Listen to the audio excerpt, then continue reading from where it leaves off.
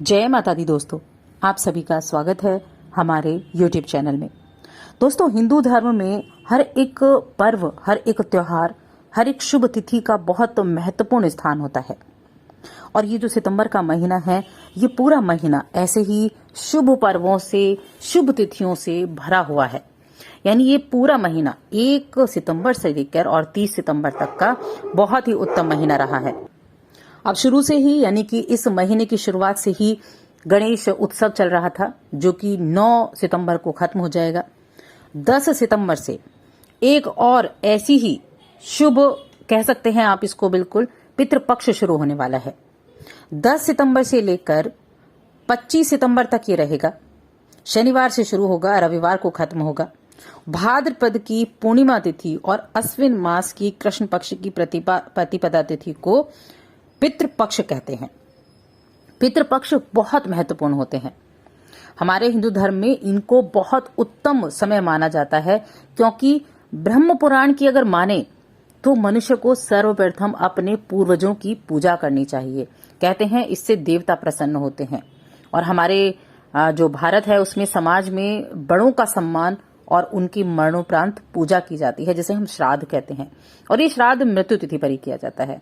तो अब 10 सितंबर से ऐसे ही ये श्राद्ध पक्ष शुरू होने वाले हैं, जो 26 सितंबर 25 सितंबर तक चलेंगे। इस दिन पितृ अमावस्या होगी, उस तक चलेंगे। तो ये जो दिन है बहुत महत्वपूर्ण होते हैं।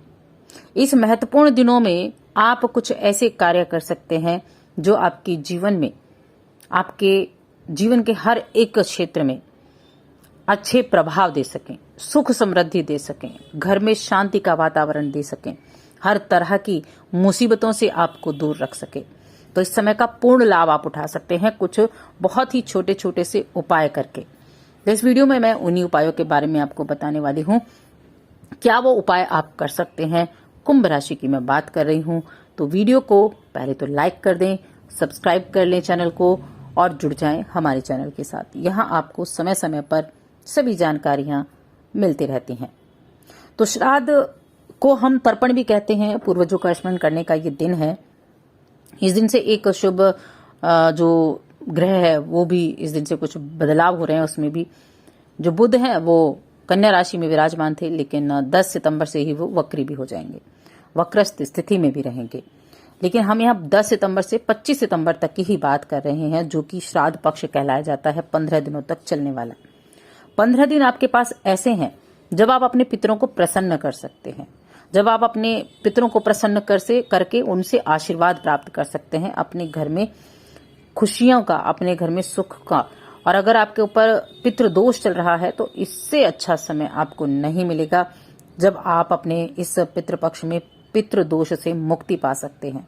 तो चलिए जानते हैं किस तरह से आप इस दौरान, इन 15 दिनों में किस तरह से अपने पितरों को प्रसन्न कर पाएंगे। जिस दिन आपके पूर्वजों का, आपके पितरों का जो मरणोपरांत किया जाता है, तो जिस तिथि को आपके उन पूर्वजों की मृत्यु हुई थी, उस तिथि पर ही आपको ये श्राद्ध करना होता है। उस तिथि पर ही आपको ये कार्य करना होता है, जो मैं आपको पहले बताने वाली हूँ। अगर आपको नहीं पता है तो उस तिथि को प्रातःकाल उठें, स्नान आदि करें। स्नान करने के बाद पूरे घर की सफाई वफाई करें, घर को स्वच्छ करें। उसके बाद पूजा के लिए तांबे के बर्तन में काले तिल लें, गाय का कच्चा दूध लें, गंगा जल लें और पानी का मिश्रण, इस सभी चीजों को एक साथ मिला लें। और अब जल के इस मिश्रण को अंजुलि बनाकर सीधे हाथ के अंगूठे से उसी बर्तन से गिराएं। इस तरह 11 बार आप करेंगे पितरों का ध्यान करके, तो बहुत उत्तम रहेगा, बहुत ही उत्तम रहेगा। और इस श्राद्ध में सफेद फूलों का उपयोग करना बहुत ही शुभ माना जाता है। श्राद्ध के लिए जो सामग्री होती है, आवश्यक सामग्री में गंगा जल, शहद, दूध, सफेद वस्त्र, तिल, ये सभी चीजें जो होते हैं ये मुख्य मानी जाती हैं। इनसे श्राद्ध करना बहुत ही ज्यादा उत्तम माना जाता है। और देखिए, हमेशा ना श्राद्ध अभिजीत मुहूर्त में करें। अभिजीत मुहूर्त में श्राद्ध करेंगे तो बहुत उत्तम रहेगा।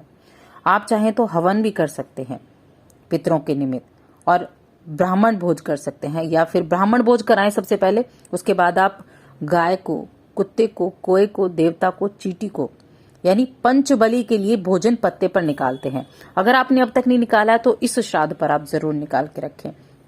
जब आप खाना बनाते हैं, कुछ लोग होते हैं जो इस तरह से नहीं करते, कुछ लोग अपने जो आपके पूर्वज होते हैं उनकी पसंद का खाना बनाते हैं, उनकी पसंद का खाना बनाकर तब आप उनके लिए श्राद्ध करते हैं, तर्पण निकालते हैं। तो आप उनमें से कुछ हिस्से निकाला करें। एक हिस्सा आप उनमें से गाय के लिए निकालें, एक हिस्सा आप उनमें से कुत्ते के लिए निकालें, एक हिस्सा कोए के लिए निकालें, एक देवता के लिए और एक चींटी के लिए। इस तरह से ये आपके लिए पंचबली भोजन तैयार है। पंचबली यानी कि 5 लोगों को आप ये अर्पित करते हैं। इससे आपके पितृ प्रसन्न होते हैं। इस एक कार्य को आपको जरूर करना है। ये एक बहुत ही ज्यादा छोटा सा उपाय है और बहुत ज्यादा उत्तम है ये, जब आप 5 चीजों को ये खाना खिलाते हैं। कुंभ राशि की मैं इसलिए भी ज्यादा बात कर रही हूँ क्योंकि कुंभ राशि के जातकों के लिए ये जो एक उपाय है ना, एक पितरों को प्रसन्न करने का तो है ही, बाकी ग्रहों को भी शांत करने का ये एक उपाय आपके लिए साबित होगा। इससे आप राहु को भी शांत कर सकते हैं, इससे आप शनि को भी शांत कर सकते हैं, अपने पितरों को भी प्रसन्न कर सकते हैं इस एक उपाय से। तो इस कार्य को आप जरूर करें। दक्षिण दिशा में मुंह रखकर आप जल लेकर संकल्प करें और उसके बाद आप इस कार्य को करें। ये आपके बहुत ही ज्यादा लाभ देने वाला, बहुत ज्यादा घर में सुख शांति लाने वाला रहेगा। और महिलाएं शुद्ध होकर इस भोजन को बनाएं और तब आप निमंत्रण दें ब्राह्मण को भी आप भोजन कराएं। बहुत अच्छा माना जाता है ब्राह्मण को भोजन कराना भी इस समय। और दान दक्षिणा के लिए भी ये समय बहुत उत्तम माना जाता है। आप दान दक्षिणा भी करें। जब आपके पितरों का जिस दिन श्राद्ध है उस दिन आप दक्षिणा भी दें उनको। और उन लोगों के लिए जिनको अपने पितरों का तिथि नहीं पता है, वो पितृ अमावस्या 25 सितंबर की है, उस दिन कर सकते हैं इस कार्य को। जिनको नहीं पता है, अपने सभी पितरों का नाम लेकर उस दिन आप इस कार्य को कर सकते हैं। अब पितृदोष अगर आपके ऊपर है ना, तो आप क्या कर सकते हैं, देखिए पितृदोष दूर करने के लिए, पितरों की आत्मा की शांति के लिए तर्पण, श्राद्ध और पिंडदान करें। जिन लोगों के संतान नहीं है और कारण भी पता नहीं चल पाता है, उन लोगों को जरूर ये कार्य करने चाहिए, पितरों को प्रसन्न करना चाहिए। कई बार ऐसा होता है कि पितृदोष के कारण, पितरों के प्रसन्न न होने के कारण आपका वंश आगे नहीं बढ़ता है, तो उसको इन लोगों को जरूर करना चाहिए। तो आप अपने पितरों से राहत पा सकते हैं। और पीपल के पेड़ पर जल भी अर्पित करें। पीपल के पेड़ पर जल अर्पित करना भी इस दिन बहुत ही ज्यादा उत्तम माना जाता है। और खासतौर से अमावस्या के दिन, जो पितृ अमावस्या होगी, तो ये 15 दिन है। इन 15 दिनों में आप उन चीजों को प्राप्त कर सकते हैं जिनकी खोज में आप रहते हैं। सुख, शांति, समृद्धि और साथ में हर एक तरह का सुख आप अपने जीवन में प्राप्त कर सकते हैं। तो इस समय को ऐसे ही व्यर्थ न जाने दें। ये ना सोचें कि पितृपक्ष है, क्या करना है। एक बार मन से माने और करें, प्रसन्न करें उनको। और पितृ अमावस्या के दिन तो जरूर ही करें। तो दोस्तों, और अधिक ऐसी जानकारियों के लिए चैनल को सब्सक्राइब कर लें, वीडियो को लाइक और शेयर करना ना भूलें।